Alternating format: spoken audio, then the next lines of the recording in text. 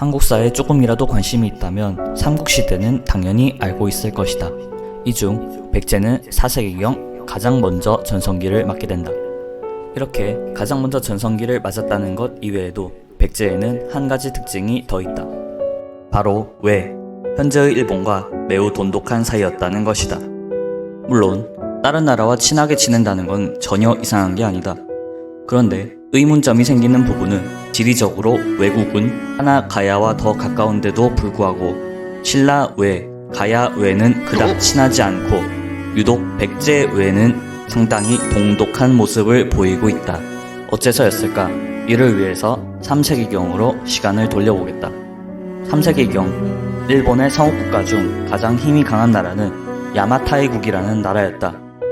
그 나라에는 유명한 히미코라는 여왕이 존재했다. 야마타이국은 많은 나라에 사신을 보내게 되는데 우리가 삼국시대를 통해 익히 들어본 위나라의 수도였던 낙양까지 가서 직접 황제를 아련하고 공물을 바치게 된다. 위나라 황제는 이에 대한 답례로서 위나라의 사신을 일본에 2차례에 걸쳐서 파견하게 된다. 당시 우리 한반도에 위치했던 사만 중 그 어떤 나라도 중국 수도까지 직접 가서 예우를 받았던 적이 없었다. 그런데도 외국은 희한하게 위나라 황제에게 성대한 환대를 받았던 것이다. 사실 여기에는 정치적인 이유가 있었다. 당시 위나라는 남쪽의 오나라, 총나라와 치열한 국력 경쟁을 펼치고 있었는데 저 먼 섬나라 변방의 사신이 위나라 황제를 아련하러 왔다는 것은 그 사실만으로도 홍보 효과가 컸기 때문이다. 때문에 당시 외국은 중국으로부터 우대를 받고 있었기 때문에 한반도를 거치지 않고도 직접 중국과 교섭을 하여 필요한 물품을 얻을 수가 있었다. 그런데 265년 위나라가 망하고 새롭게 진나라가 등장하게 된다. 당시 진나라는 한반도의 대방군에 위치해 있던 대외교역관청을 요동반도 북쪽으로 옮기는 작업을 한다.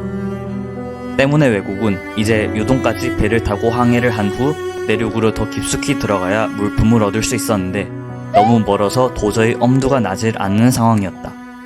그러던 중 외국은 가야를 통해 한반도 서쪽에 백제라는 강한 나라가 있다는 소식을 듣게 된다. 그래서 외국은 가야를 통해 백제왕과 접촉을 시도하게 된다. 당시 백제의 왕은 백제의 전성기를 이끌고 있던 근초고왕이었다. 이때 근초고왕은 외국의 교섭 요청을 흔쾌히 받아들이게 된다. 그냥 기분이 좋아 흔쾌히 승낙을 해준 것일까? 그건 아니다. 당시 외국 입장에서는 도저히 백제의 호기심을 끌 수 있을 만한 것들이 없었기 때문에 몸으로 때우는 것을 택했다. 바로 백제가 앞으로 군사 요청을 할 시 언제든지 파병을 하겠다는 것이다. 당시 근초고 왕은 한반도 남쪽에 대한 정벌을 하려던 참이었는데 외국이 도와준다면 굉장히 큰 도움이 될 수 있었던 것이다. 외국 입장에서도 안정적으로 선진 문물을 얻어갈 수 있으니 서로 남는 장사였던 것이다. 이렇게 외국의 도움을 받은 백제는 마한을 완전히 정복하게 되고 새로운 한반도의 강자로 떠오르게 된다. 참고로 당시 백제가 외국에게 하사한 보물로는 유명한 칠지도가 있다. 재밌는 건 그동안 칠지도를 백제의 왕이 일본 왕에게 헌사한 조공품으로 알고 있던 일본인들은 칼의 문자가 백제의 왕이 일본 왕에게 하사하는 하사품이라는 뜻인 것으로 밝혀져 상당한 충격을 받았었다고 한다. 정말 보면 볼수록 역사란 재미있는 것 같다.